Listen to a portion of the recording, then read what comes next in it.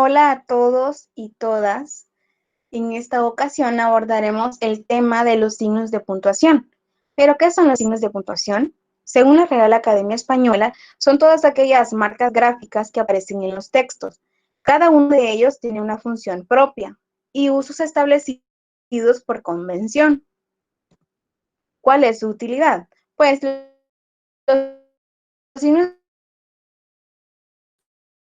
con el fin de evitar ambigüedad en los textos de tal forma que no se generen interferentes a las que queremos proyectar. En esta ocasión abordaremos 4 signos. El punto, iniciamos con el uso del punto. Este señala la pausa que se da al final de un enunciado. De igual forma, el punto tiene diferentes clases. Por ejemplo, tenemos el punto y seguido. Será aquel que separará enunciados que integran un mismo párrafo. ¿A qué se refiere esto? Pues a que dentro de un mismo párrafo nosotros vamos a dividir una oración, un enunciado o una idea de otra con un punto y seguido. Por ejemplo, salieron a dar un breve paseo, punto y seguido, la mañana era espléndida. El siguiente ejemplo dice: los signos de puntuación son muy importantes, punto y seguido, el texto en este caso, el punto y seguido será en el que nos va a dar como pausa o finalidad a una idea, otro texto, siempre en la misma línea, siempre en el mismo párrafo, sin dividirse uno del otro. Luego tenemos el punto y aparte. Este separa dos párrafos distintos que se desarrollan dentro de la unidad del texto. Es decir, nosotros tenemos una estructura grande de nuestro escrito, en el que nos han pedido realizar al menos 6 párrafos. Bueno, nosotros para dividir un párrafo y otro, vamos a utilizar el punto y aparte. Acá tengo un ejemplo. El mar estaba embravecido aquel día, punto y seguido, los barcos bailaban sobre el agua, sorteando las olas con dificultad. Punto y aparte, Miguel, sentado en el muelle, esperaba el regreso de su padre. Atisbaba el horizonte buscando su barco. Bueno, entonces, acá se ejemplifica la función del punto y aparte, en el que nos va a dividir un párrafo y otro sin perder la estructura grande de nuestro escrito. Luego tenemos el punto y final, pues es aquel que nos dará cierre de texto. Es en el que al finalizar nuestro escrito, pues nosotros cerramos ya nuestras ideas, no le vamos a agregar más información porque hemos concluido con nuestra intención o nuestro trabajo. Acá tengo un ejemplo y dice: y vivieron felices para siempre, coma, fin, punto y final. En este caso sabemos que la historia ahí terminó y que ya no se le va a agregar más contenido. El otro ejemplo es igual, es el final de un cuento que dice: por favor y gracias son palabras mágicas, punto. Entonces, si se dan cuenta, pues de esta forma nosotros cerramos nuestras ideas y termina nuestro texto. ¿Cuál es el uso incorrecto del punto? Bueno, pues principalmente no se coloca punto en los títulos. Acá tengo el ejemplo: Caperucita Roja, punto, y luego empieza el cuento. Pues eso nos cometemos ese error que le colocamos el punto, pero ahora nos damos cuenta que eso es un uso incorrecto del punto. Continuando con la temática, hablemos un poco sobre el uso de la coma, pues esta nos va a indicar una pausa. Además, nos ayuda a separar o enlistar partes de la misma. Es un chico muy reservado, coma, estudioso y de buena familia. Pues en este caso, si nos damos cuenta, me está enlistando las cualidades de este personaje. El otro ejemplo dice, acudió toda la familia, abuelos, coma, hijos, coma, cuñados, coma, entre otros. De igual forma, me está enlistando los miembros de la familia que se han hecho presentes. En el siguiente ejemplo dice, antes de irte, coma, corre las cortinas, cierra las ventanas, apaga las luces y echa la llave. Pues en este caso también nos está enlistando o nos está separando nuestra actividad, nuestra tarea. La coma nos va a ayudar a separar o enlistar partes que se puedan generar dentro de una misma. De igual forma, nos permite crear incisos, ya sea para aclarar o ampliar lo dicho. Lo bueno de los que no nos va a alterar el sentido de la oración. Es decir, nosotros redactamos una oración, un enunciado, y dejamos claro cuál es la finalidad, cuál es el sentido que nosotros queremos proyectar. Bueno, pues con el inciso nosotros agregamos información extra, la cual puede estar ahí o no puede estar ahí, y si está, pues no nos va a alterar la información, no nos va a alterar el sentido, o sea, no nos va a cambiar la interpretación que la persona realice cuando el grito. Por ejemplo, en ese momento, Adrián, coma, el marido de mi hermana, coma, dijo que nos ayudaría. Bueno, si se dan cuenta, el inciso está sometido entre dos comas, o sea, está en medio de dos comas, y ese va a ser nuestro inciso. En este caso, nosotros podemos leer la oración como, en ese momento Adrián dijo que nos ayudaría, y ya sabemos cuál es lo que significa. También la podemos leer con el inciso y no se pierde el sentido extra, lo cual es muy útil.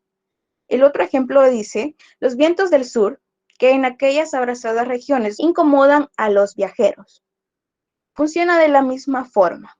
El inciso está dividido entre dos comas, lo cual me genera información extra o me amplía mi texto, mi oración, pero no me distorsiona el sentido. El siguiente ejemplo dice, ella es, coma, entre mis amigas, coma, la más querida. Entonces, la coma nos permite realizar este inciso, lo cual es bastante útil al momento de redactar. También se utiliza cuando agregamos conectores. Bueno, al momento de escribir, sabemos que tenemos que utilizar ciertos conectores para darle sentido a nuestro texto o hacerlo transcurrir en el tiempo o lo que nosotros querramos compartir, pues que tenga como una secuencia, pues los conectores nos sirven para eso. Y los conectores llevarán esa coma. Por ejemplo, no es necesario reformar el estatuto. El siguiente ejemplo dice, efectivamente, coma, tienes razón. No es la única causa. Bueno, acá se ejemplifica en cómo la coma va junto con los conectores. El uso incorrecto de la coma. Debe evitarse separar el sujeto y el predicado mediante el uso de la coma. Acá tengo dos ejemplos. El primero dice, las estanterías del rincón, coma, estaban perfectamente organizadas. El segundo dice, un desgraciado indicente, coma, ocasionó la dimisión de la junta directiva.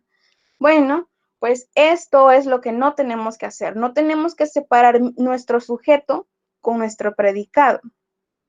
A veces nosotros tratamos de escribir, hablamos. A veces nosotros colocamos pausas al momento de dialogar con alguien, pero eso no lo podemos hacer de forma escrita.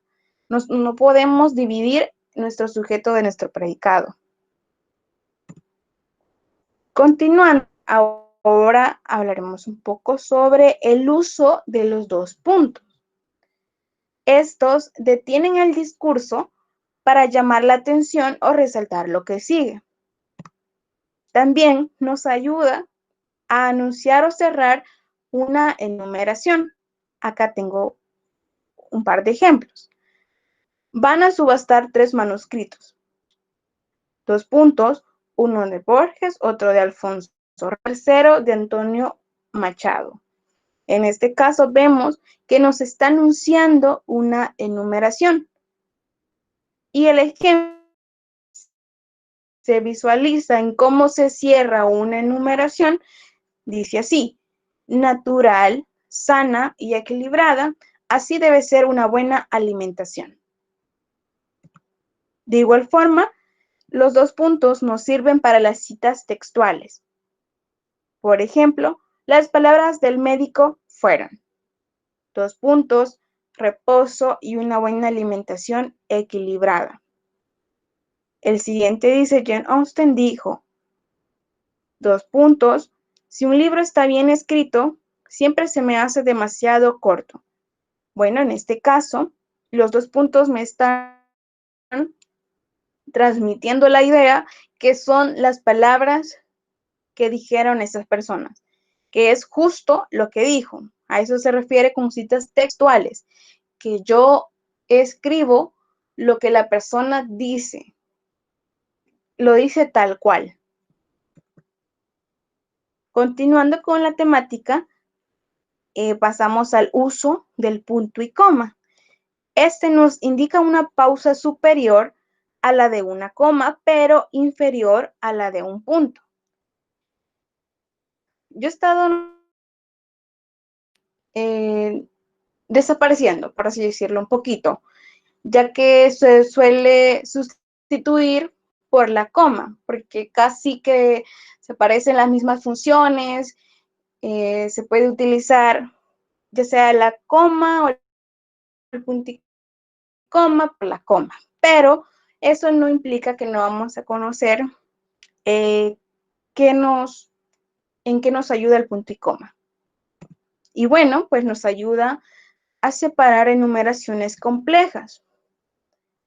¿Por qué complejas? Porque en este caso, nosotros a veces tenemos que detallar un poco más las enumeraciones o la lista de nuestro escrito. Y bueno, con las comas se puede como confundir un poco, puede parecer un inciso.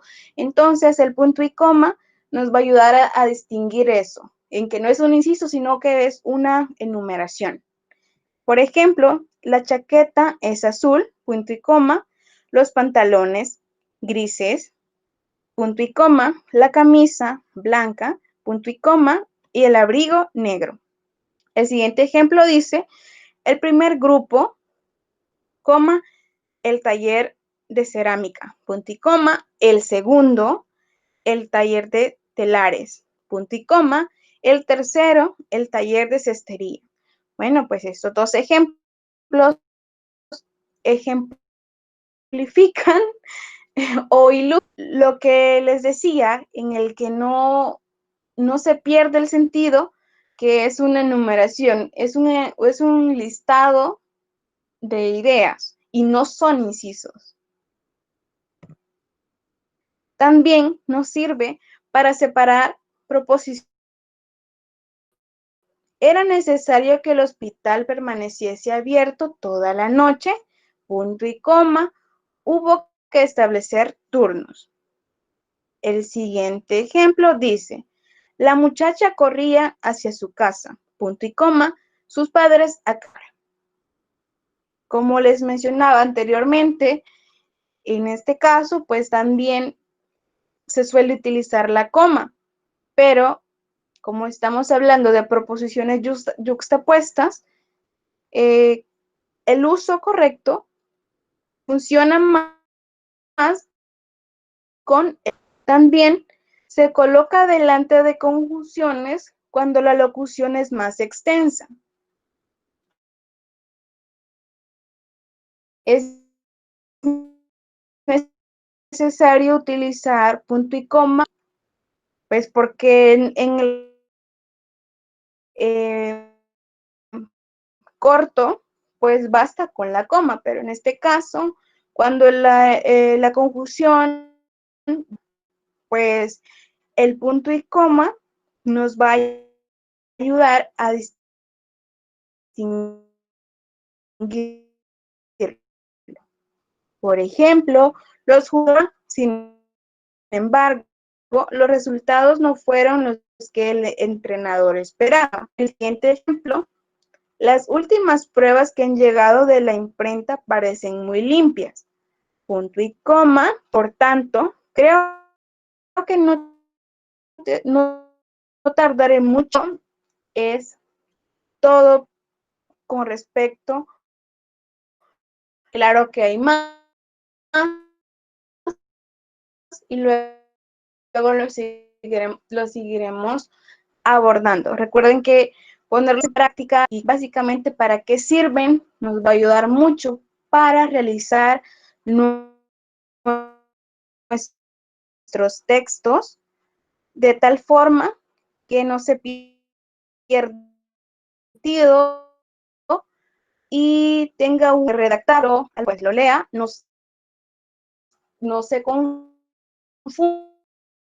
y todo sea como más en el sentido del texto, en el sentido general de nuestra estructura, el texto grande, o sea, sería todo el contenido.